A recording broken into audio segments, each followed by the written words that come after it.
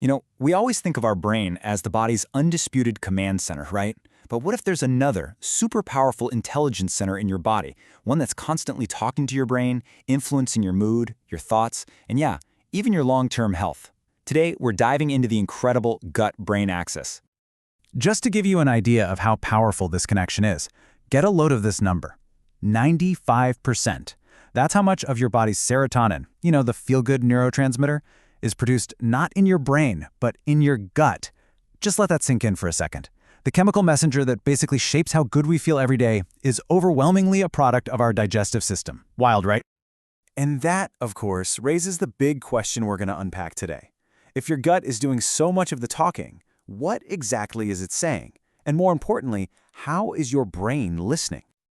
Okay, so to really get this conversation, you have to start thinking of the gut as a second brain. It's not just plumbing.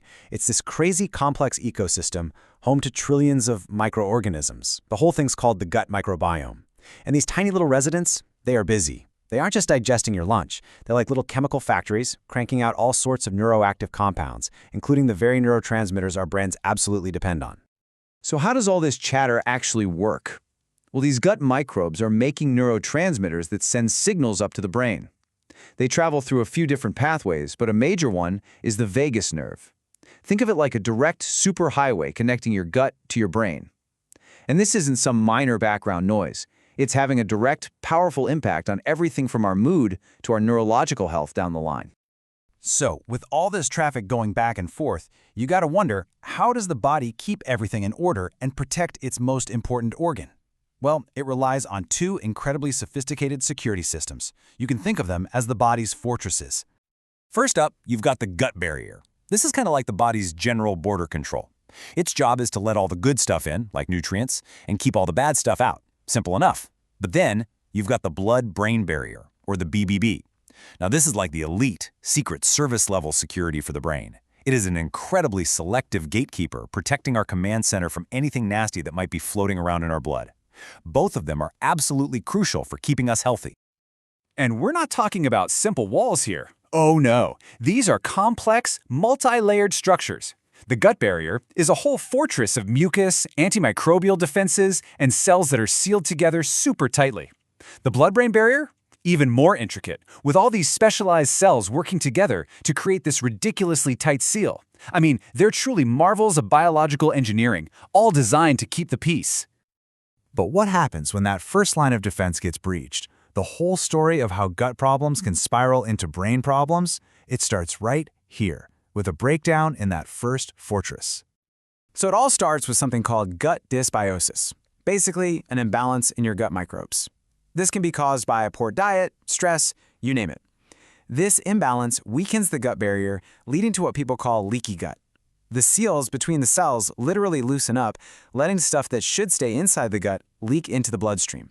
This, as you can imagine, freaks out the immune system, putting it on constant high alert and creating this low-grade inflammatory fire all through your body. And when that state of chronic low-grade inflammation just keeps going and going and going, scientists actually have a name for it: inflammaging. It's a huge driver of the aging process and a major risk factor for so many chronic diseases we connect with getting older. Basically, it's like your body's immune system is stuck in the on position, and that just slowly wears everything down over time. And here is the crucial point. That body-wide inflammation, the fire that started all the way back in the gut, it doesn't just stay in our joints or our organs. Eventually, it makes its way to the brain's front door. These relentless, low-grade inflammatory signals that are now circulating in the blood put the blood-brain barrier under constant siege. Remember that elite security system? Day in and day out, it's dealing with this inflammatory pressure, and over time, even the strongest fortress can start to show some cracks. And the fallout from a leaky brain barrier? It's severe. This is where that gut-brain connection becomes crystal clear. Inflammatory molecules can now get into the brain, causing what's called neuroinflammation. And this isn't some abstract concept. It is directly linked to things like depression, anxiety, memory problems, and even the development of devastating neurodegenerative diseases like Parkinson's and Alzheimer's. The fire that started in the gut has now officially spread to the brain.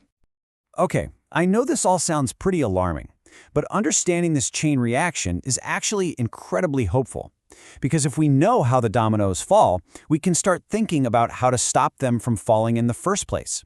And this is where the future of brain health might be headed. And we've got these incredible clues from people who age exceptionally well. A study from 2022 found that centenarians, people who live to be 100 or older, have a really unique gut microbiome.